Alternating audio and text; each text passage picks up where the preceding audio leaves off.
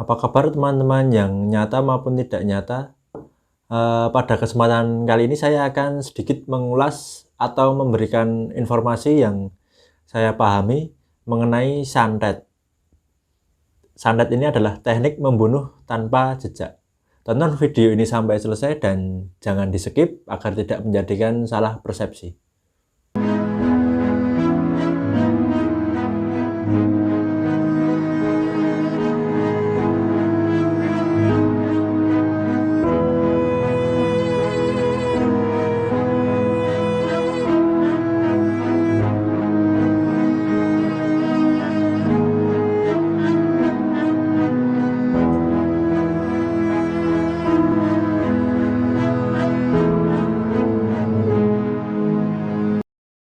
Apa itu santet? Santet adalah upaya seseorang untuk mencelakai orang lain dari jarak jauh menggunakan ilmu hitam. Biasanya santet ini sering dilakukan oleh seseorang karena memiliki dendam atau sakit hati kepada orang lain. Untuk ciri-ciri santet sendiri, itu biasanya ada tanda bunyi. Misalkan di atap rumah itu terdengar seperti dentuman. Dan biasanya santet itu yang seperti itu adalah santet yang tingkat dasar. Dan yang mendengar bunyinya itu biasanya si target. Bahkan terkadang dibarengi dengan tumbuhan yang berada di sekitar lingkungan tempat dia tinggal, tiba-tiba itu mati. Jadi bukan kekeringan ya, jadi tiba-tiba itu mendadak mati gitu aja tanpa sebab. Apabila ada hewan peliharaan, biasanya juga akan terlihat seperti gelisah. Orang yang terkena santet, dia akan mempunyai firasat. Jadi siapa yang mengirim itu biasanya dia akan mendapatkan sedikit firasat. Karena santet itu diikatkan tali batinnya dengan si pengirimnya. Jadi semakin benci ataupun marah, dendam, maka akan semakin kuat santet tersebut. Lalu bagaimana santet ini bisa kena ke korban atau yang dituju? Jadi santet ini biasanya menggunakan benda-benda yang berunsur logam seperti paku, pines, jarum, dan yang lain-lain. Santet ini bekerja menggunakan gaya gravitasi dan energi panas. Kalau orang yang menjadi target ini tidur di lantai, itu tidak akan terkena karena di bumi kan ada gaya gravitasinya.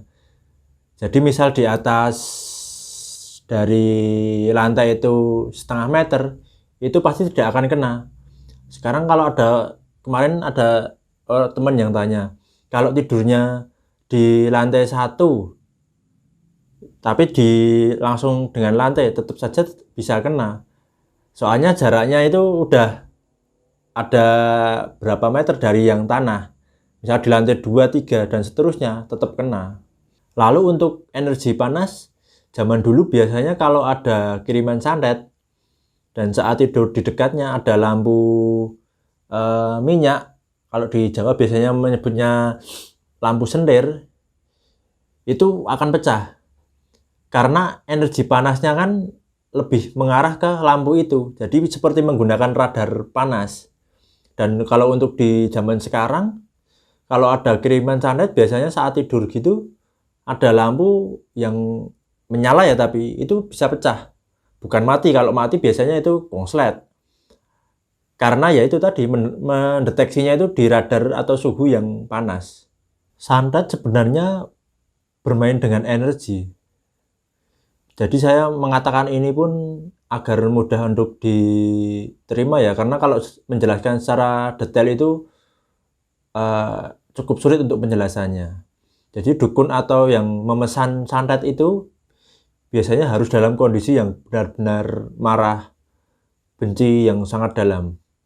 Baru energi itu bisa terkumpul dan santetnya itu bisa dikirim.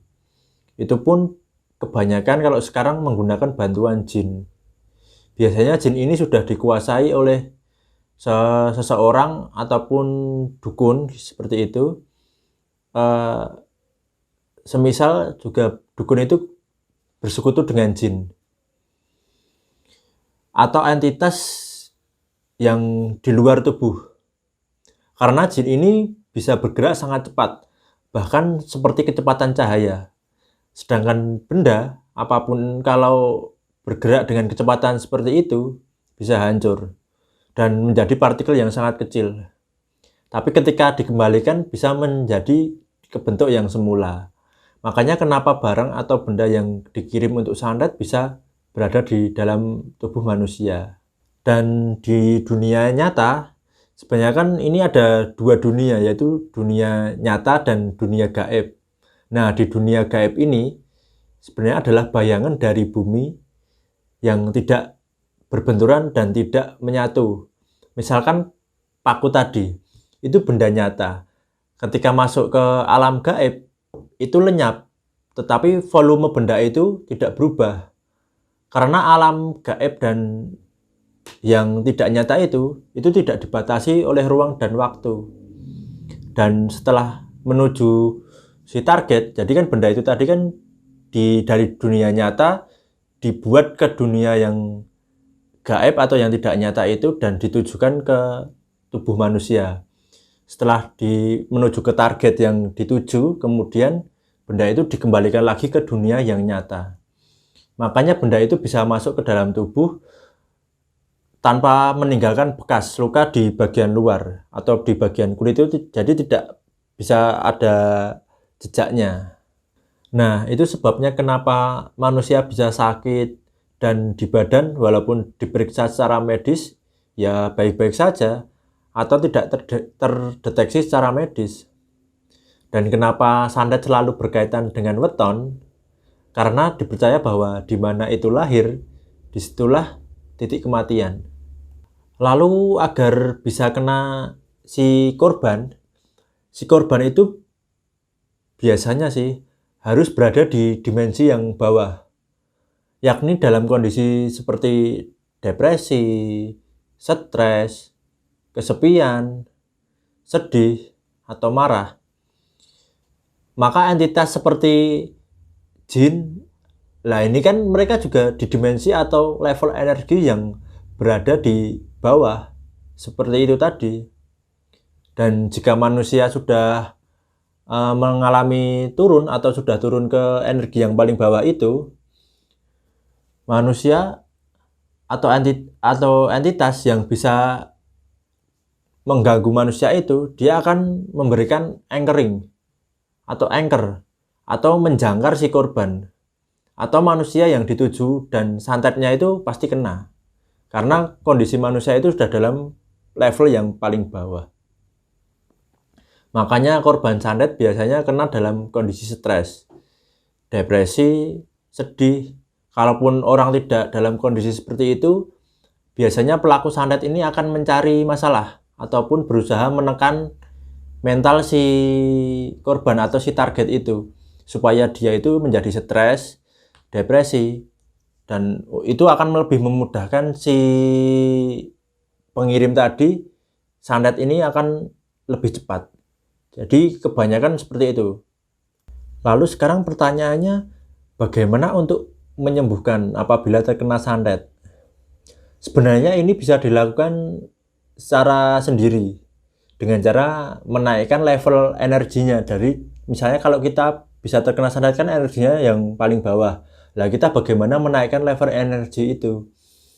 Yaitu dengan seperti bersyukur, bahagia. Jadi yang penting kita itu jangan sampai menjadi stres.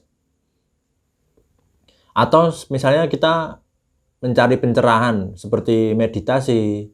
Karena di dimensi atas itu jin atau entitas yang negatif itu tidak bisa bekerja. Misalkan harus membutuhkan bantuan orang lain. Nah, ini juga harus berhati-hati agar tidak salah untuk meminta bantuan.